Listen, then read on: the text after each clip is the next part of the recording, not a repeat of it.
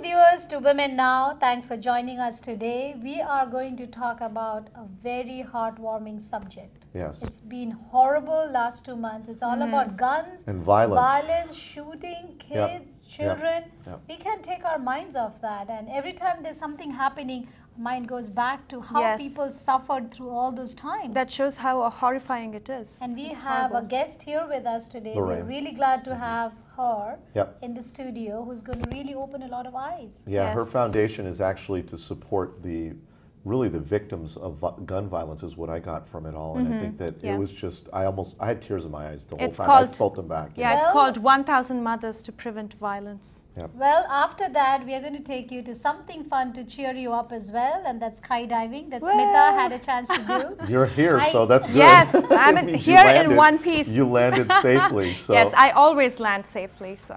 it's going to be an interesting show today, a balance of emotion and a lot of fun Yes. too as well. So So stick around and watch Women Now.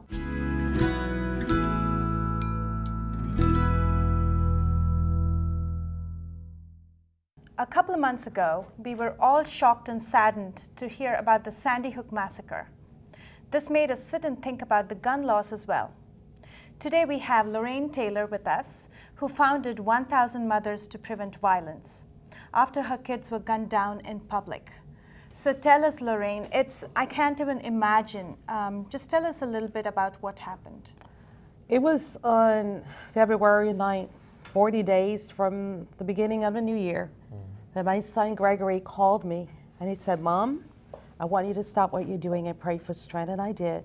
I ran to my sofa, fell on my knees and prayed a quick prayer, wondering why. 20 minutes later, I got a call back. He said, "Mom, we lost them." And I asked him, "What do you mean we lost them?" He said, "My brothers, my twin sons, Abadi and Obadiah, 22 years young, in college, working their way through college, were murdered. They were murdered while working on a car. My son Obadiah's car had broken down, and he called his twin brother to help him fix it. And while they were working on it, some crazy person with the AK-47 killed them. And in the middle of the day. it was around 5 o'clock. It was daylight. It was daylight. And this was in public, This was in broad public, daylight. in broad daylight, in Oakland, in the city of Oakland. And that tragedy just took my life away. I had goals and aspirations of becoming a recording artist. 6 years, I suffered a very, very dark depression where I was not able to read without getting stuck or write without shaking. I had a nervous breakdown, ended up at Stanford University Medical Center because no mother, no one is ready to lose a child. Now tell us about your foundation, your organization that you've put together Yes, as you've come out of this. Yes, I founded 1,000 Mothers to Prevent Violence in response to my tragic loss because after 1 year, the first year I worked really hard so I wouldn't think as a social worker. The second year, almost exactly 1 year later, I passed out and got really, really sick, and I suffered in silence a lot. No one came to see about me. There were no support groups available. So one day I could sense the Holy Spirit saying to me, "Lorraine, you can lie here and die here, or you can get up and live. What do you want to do?" I said, "Lord, I want to live." And I can sense the Holy Spirit saying, "Go see about the other mothers. There are mothers, you're not the only one.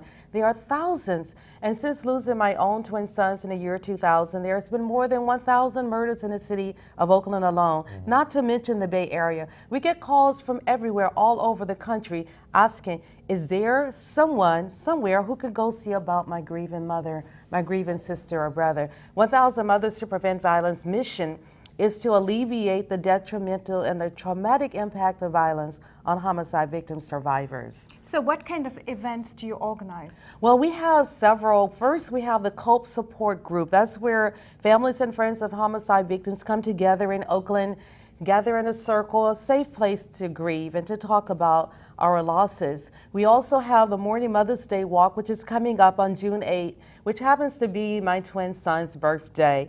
It's going to be held at the San Leandro Marina, led by ABC7 Cheryl Jennings, and we're inviting everyone to come and walk with us. We're there to raise awareness and to walk in solidarity with the grieving families. Now, typically, does this then focus more on a support for people that have actually lost somebody like you all did, or is this also to raise awareness? Because you know now ever since Sandy Hook, there's been a lot in the news, and the president supporting an assault on ban, a ban on assault weapons, and of course some of the people in the other side of the coin, the NRA, and some of the supporters of NRA, McConnell and some of these other people are saying, no, we don't want it. I mean, what do you guys do? Do you sort of support? Both. Yeah. It's for support for families who are suffering in silence, suffering, or who just need support. Okay.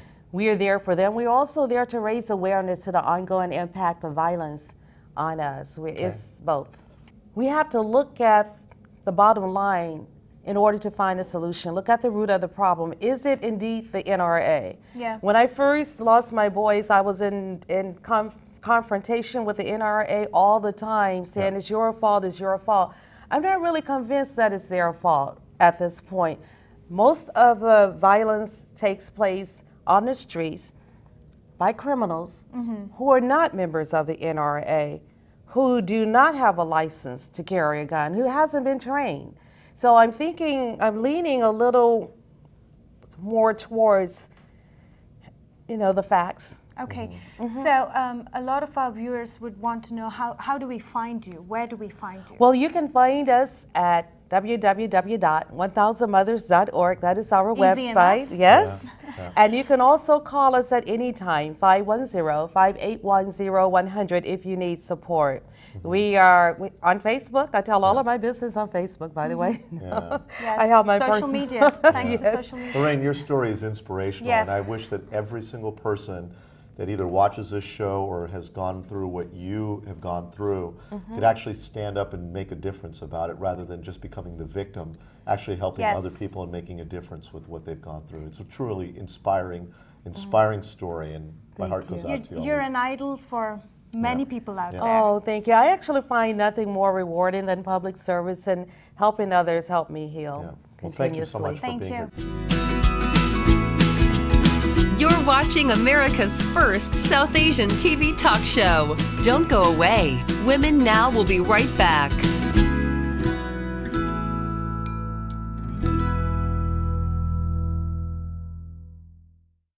Jumping off a plane in a parachute could be exciting for some, but not for me. I don't Have think, you done that? No, and I probably won't. I mean, I'm a little adventurous, but not that adventurous. I like to keep my feet on the ground. I figure if I had wings, I'd be, God would say, here's your wings and go fly somewhere. But no, I prefer Boeing and Airbus. Tell me about it. I can't even do those ropeways that takes you from one end to the other. You have them in Santa Cruz boat. You mean the little thing with the little bench that just kind of goes over the beach? Exactly. Across the boardwalk? That's a fun thing to do. I can't do that. I look down and something happens to me. Don't look down. Look up. Not even up. Look straight. Now, what about you, Miss Sports Athlete? You went skydiving? Love it. Yes, I love skydiving. I've done it a couple of times, and I can do it more than a couple of times. That's a good idea. And she dressed up, actually. She dressed you up. did? She was looking fashionable. I said, I can't do that because I'm going to close my eyes. I do that every time. You can look good in air too. I mean, if you don't have wings, I just create some. I mean, it's But weren't you worried that the chute might not, pop open, or you were cool? It was a tandem jump? I never think about it. Was it tandem yes, jump? It was tandem. I never think about that part. But when you think about it, you don't enjoy it. So just go for it. I mean, if you do, you can always, the chute doesn't open, you can always pull the tandem guy in front of you and let him smack. You know what the tandem guy told me the first time? He said, if you see me in front of you, just come swimming to me. Oh my God. I said, okay. Thank God it was not me. But for all you viewers, I'm telling you, it's not as bad as it may look or sound. So it's worth She's trying here, it. so obviously it's good. I'm here in one piece. Trying once in a lifetime. Some people set it up as a resolution or a birthday dream or something like that. If you do want to jump off and feel what it is like, I can assure you, you won't die. So just try it.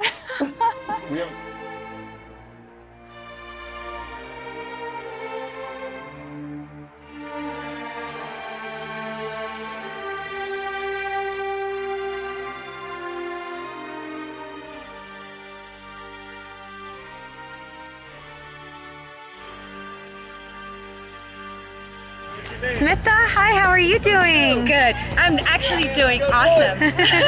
My name's Jackie. Welcome to Skydive Monterey Bay. I get to shoot your video today. How are you feeling about jumping out of a perfectly good airplane? Oh my goodness, you won't believe it. This is my favorite sport and it's just awesome. I mean, I can do it over and over again, and I just love it. That's right, you've jumped before, Yes, right? Yeah. Well, do you know how high we're jumping today? 18K? All the way to the top. I'm super excited. What are you looking forward to the most out of this experience? I know it's scenic. It's really scenic here, so just looking around and having a good time. Now, does everyone at home know you're jumping today? Yes. What do they think about it? They think I'm crazy. I bet. That's okay. You're in good company. Yes, I know. Is there anything you want to say to your family and friends at home before we go? Guys, I'm doing this for you. I love you all. I love you. Love to my husband, WomenNow viewers. Have a good time. All right, are you ready to jump? Yes, I am. Let's go skydiving. High five. Woo! All right.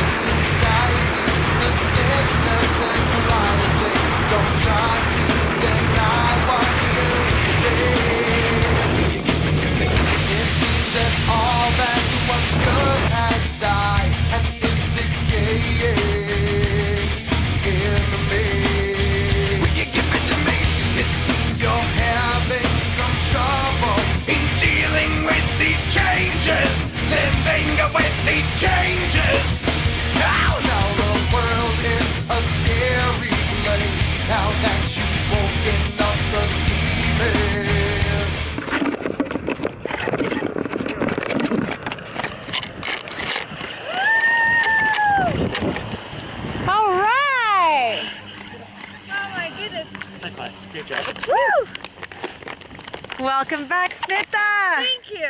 Can we do it again? Wonderful. I'm so excited. Woo! This is by far my favorite sport. Wonderful. You did fantastic. You look like a professional. I hope to be one. Very fun. Yes. What was your favorite part? Well, just sitting out there at the edge of the door and just looking out. That's my favorite part of the whole thing. Congratulations. You rocked it. Awesome job. Thank you. So are we going to get you certified?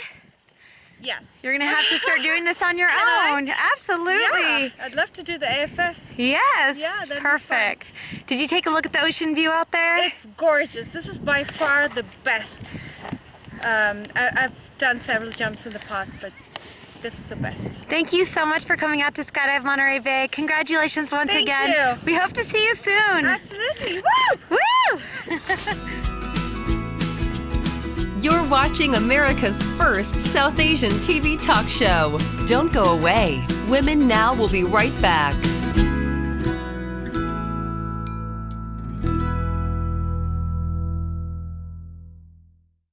We are going to talk about Memetils, and these books look amazing. So did you grow up reading all these books? Not these particular ones, but I did read many. I'm assuming these came up after. We have the founder of Memetils right here now. Tell us about these books and what got you started writing these books.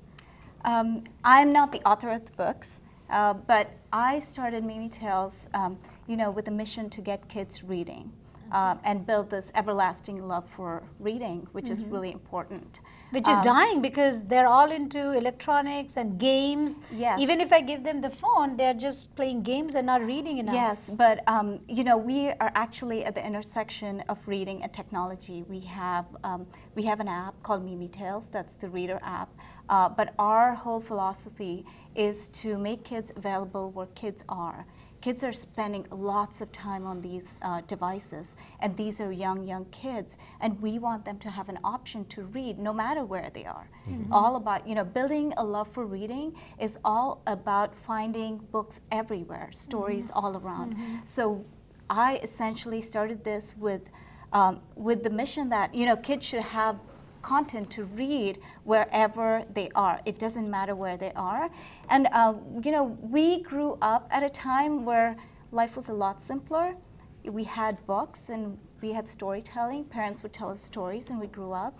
But in today's day and age, parents are encountering overwhelming number of choices. So what do? You know, iPads and laptops and computers, and they're facing way too many choices. So our whole mission is to give resources to parents in the form of inspiration. Right. You have two little boys, Yes, right? I do. What do they do most of the time? Do they read more or play more? They play more. The reading part's tough. You have to really get them into it. I think it's a combination of just trying to find balance, but yeah, they'd rather be on their Wii or their mobile apps or mobile devices, whatever you have really that. So we are all about meeting kids where they are. You know, if they are on the iPads, give them good things to do on the iPad. So our reading app encourages them to read, and we build a whole world around it. So kids read these books, and parents get all these resources as to what they can do once they read the books. Now, sorry to cut you, address this content because it's in Chinese. Yes. So, that's you know, really so one of intriguing. One of the big things about electronics or devices is that kids can independently read these books. I can't speak Mandarin, but my daughters are both in Mandarin immersion classes, and they read all these books. So in Mandarin? The world is getting smaller, and with iPads and, you know, all these devices, you can do things that you couldn't do before. So they can read when they're traveling. You don't have to carry books with you, and you can read books. Your kids can read books in languages that you don't know. Actually, they encourage you to learn another language always. It's not too late. You can start learning maybe Mandarin or Spanish. I do speak Spanish. I'm fluent. Yeah. You can start with our book. I'm actually fluent. I speak 5 languages. We have to get him better books than this, though. But tell me something. I mean, have you researched a little bit about how this whole phenomena has changed from reading these books to going into a device? And either reading in that device or playing in that device. What is your finding in that? So you know, research has started to show that books, the narrative is really, really important. So if you put this book with way too much interaction, creatures jumping all around, kids get distracted. So you know, based on that research, we focus on giving kids a story as a story. So there's not that much interaction. We make it engaging, but they focus on the story. And they build an attachment with Mandy and Pandy, or like Stick Figgy. We have so many Stick Figgy stories. You know, it's a little tiny character called Stick Figgy, and kids love him. They build that attachment, and then they read 3 books, and then they can't wait to read the 4th one. So we are all about giving them just the right amount of interactivity, but building a space where they want to keep coming back. You know, it's exciting. Getting them more addicted instead of games, addicted to books. Yeah. And I remember people around me used to be addicted to books because they would be walking. My daughter used to walk with reading a book around. Yeah. Now they don't do it anymore because of the options, like you said. And the sad thing is there's so much distraction, right? We're competing with Angry Birds. So we have to make it that much fun for them to be on our app. And so it's all about creating that immersive world for them. And the other thing we really want to do is give parents resources So if your child is reading this, you have no idea your child is reading this, but once they read, they get points and stickers, and we'll send you a note saying this is what your child has read. And how do you track that? Do you track it online, or they have to send you something? No, the kids get points when they read, and then you know, we just track that, and they earn stickers, and parents know what about age that. is this geared for? Looks like it's geared for beginning reading, or? Yes, our focus is the 2 to 6 age group. So right when they get on these devices, we want to be sure parents know how to use this technology and get them addicted to reading. Thank you so much. Thanks so much. This is cool. This is really neat, really innovative thinking. Them. Yeah? Okay, you could probably read some, learn some Mandarin. Thank you.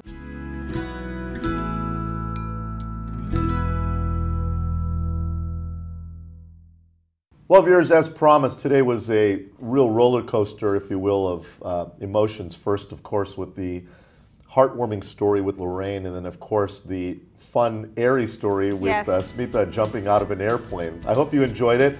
We really do appreciate your support. You have to like us on Facebook. Spread the word. It's your show. And as always, we are going to end the show with a quote of Mahatma Gandhi, who said, "There's more to life than increasing its speed." Whoa, that's quite a good one. Next week, same time, same place. And if you want to write to us, use info@womennow.tv. And don't forget to like us on Facebook, WomenNow TV.